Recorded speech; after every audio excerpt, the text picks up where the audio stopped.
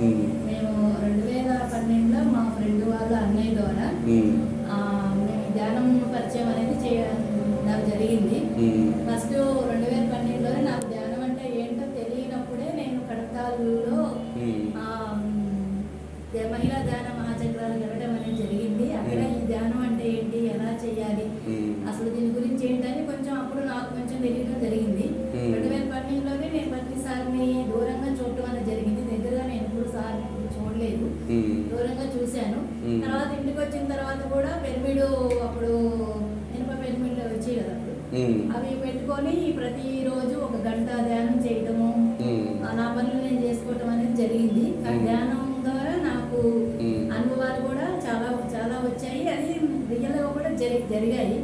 నా జీవితంలో ధ్యానం అనేది ఒక భాగం అయింది. కానీ కొన్ని అనివార్య కారణాల వల్ల 2012 నుంచి 2015 14-15 వరకు నేను చేశాను. శాకాహారి కూడా మారాను. తర్వాత మళ్ళీ మా ధ్యానం కొన్ని కుటుంబ పరిస్థితులు కారణం వల్ల నేను మళ్ళీ ధ్యానం వదిలేసి జాబు ప్లస్ బిజినెస్ అవన్నీ ఉండటం వల్ల ధ్యానం చేయలేకపోయాను. ఈ 4-5 సంవత్సరాలు మళ్ళీ ధ్యానంలోకి అసలు రాలేదు. తర్వాత కొన్ని హెల్త్ ఇష్యూస్ వల్ల అసలు మన దగ్గరే ధ్యానం ఉంది కదా, హాస్పిటల్ చుట్టూ తిరుగుతున్నాము, మనం ధ్యానం చేస్తే రోగాలు తగ్గిపోతాయని మనం విన్నాం కదా, క్లాసులు విన్నాం, అన్ని చేసాం కదా, మళ్ళీ చెయ్యాలి అని ఆ తర్వాత మేము ఉండే చోట నుంచి అమరావతికి రావడం అనేది జరిగింది. అక్కడ నుంచి ధ్యానం చేయడము, మాకు శాకాహారిగా మళ్ళీ మారడము, ప్లస్ మళ్ళీ క్లాసులకి వెళ్ళడము, అన్ని ఇక్కడ కార్యక్రమాలన్నీ చేయటం అనేది జరిగింది. మేము ఫస్ట్ 2018లో జరిగినప్పుడు మాకు ఏ అనుభవం వచ్చినా కానీ మాకు చెప్పడానికి కూడా ఇట్లా మాస్టర్స్ లేరు.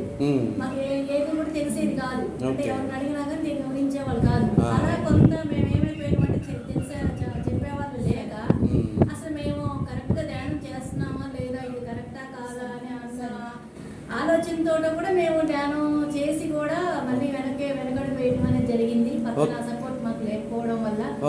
తర్వాత ఇక్కడ అమరావతి వచ్చిన తర్వాత మళ్ళీ చేయడము, ఇక్కడ మాస్టర్స్ రావడము, వాళ్ళ క్లాసులు వినడము, దీనివల్ల కూడా మేము చాలా అనుభవాలు పొందాము. ప్లస్ నా హెల్త్ కూడా బాగా క్యూర్ అయింది.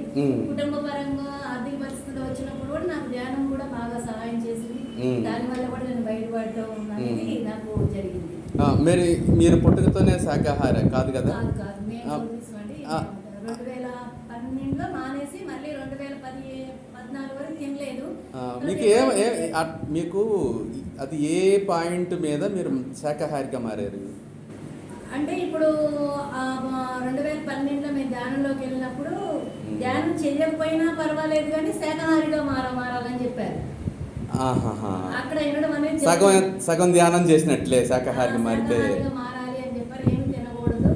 అట్లా మనం ఒక కోడిని మేకని మనం కోసుకొని తింటే అది దాని ప్రాణం పోయేటప్పుడు కూడా అవి ఎలా హింసపడిద్దో అది మన శరీరానికి కూడా అలాగే బాధలు అనేవి కలుగుతాయి అన్న మాట నేను విన్నాను. అది నీలో మార్పు తీసుకొచ్చింది ఆ పాయింట్.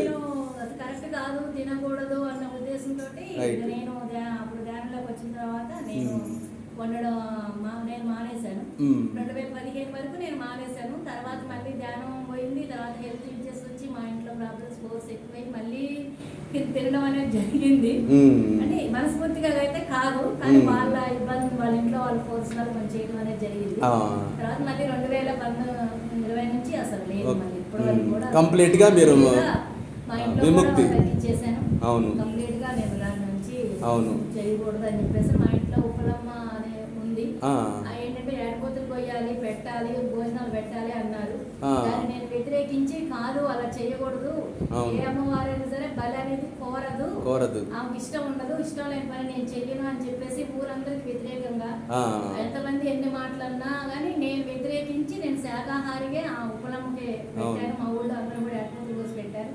అలా కాదు అన్నాను. కానీ చెప్పాను అందరికి, ఇలా మీరు ఏడపోతులు కోసి 1 సంవత్సరం పెట్టి చూడండి మీకు ఎలా ఉంటుందో, కొయ్యకుండా మీరు శాకాహారిగా పెట్టి చూడండి మీకు ఎలా ఉంటుందో, నాకైతే బాగుంది, మీరు కూడా అలా మార్పు రావాలి, ఎవరు అలా బలి కోరరు. ఉపలమ్మ అంటే పెళ్లి చేస్తున్నారు, పెళ్లి చేస్తే మామూలు పెళ్లి చేస్తేనే మరి ఇంట్లో 16 రోజుల వరకు ఏమి తినరు, బయట కూడా వండరు కదా. మరి ఉపలమ్మ పెళ్లి అంటే మన ఇంట్లో ఆడబిడ్డకు పెళ్లి చేసినట్టే కదా. ఆడబిడ్డకు పెళ్లి చేసి మళ్ళీ మీరు వెంటనే ఏడిపోతున్న ఎలాగ వస్తున్నారు, ఇది కరెక్ట్ కాదు కదా. ఇక్కడ ఏదో రాంగ్ ప్రాసెస్ జరుగుతుందా అన్న ఉద్దేశంతో నేను కాదు వాతావరణం ఖండించి ఆ. మా ఊర్లో మా ఇంటి దగ్గర శాకాహారిగానే మొన్న రీసెంట్ ఒక 5-6 నెలల క్రితం మేము ఉప్పులమ్మకు పెట్టుకున్నాం. ఆ. అంటే చాలా మంది ఏంటంటే దీనివల్ల భయపడుతున్నారు. ఎలా భయపడుతున్నారు? వామ్మ ఉప్పులమ్మ ఉంది కదా, కొయ్యాలి, పెట్టాలి, ఇంకో కొయ్యకపోతే ఏమన్నా అవుతుందేమో అన్న ఉద్దేశంతో చాలా మంది కూడా ఈ భయంతోనే ఉంటున్నారు.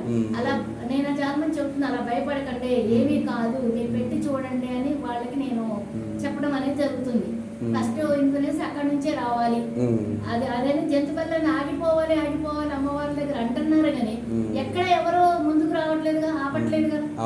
ఖచ్చితంగా ఎవరు నిర్ణయం తీసుకోవట్లేదు, అందరూ భయపడుతున్నారు. కాదు ఇలా కాదు, ఇలా చేసి చూడండి అని నేను ఘంటాపదంగా చెప్పడం అనేది జరుగుతుంది. పత్రి గారు పిరమిడ్ లో కూర్చొని ఈ శాస్త్రమైన ధ్యాస చేయమన్నారు.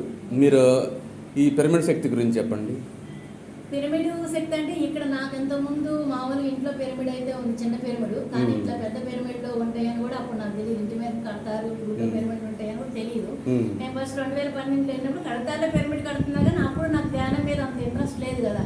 ఏదో మా ఫ్రెండ్ రమ్మంటే తన అప్పుడు వెళ్ళిపోయా, అంతేగాని ఇప్పుడు చెప్పండి మేడం. ఇప్పుడు పిరమిడ్ శక్తి అయితే చాలా పిరమిడ్ గురించి మా పత్రి సార్ రాసిన పిరమిడ్ శక్తి బుక్ ఒకటి చదివాను.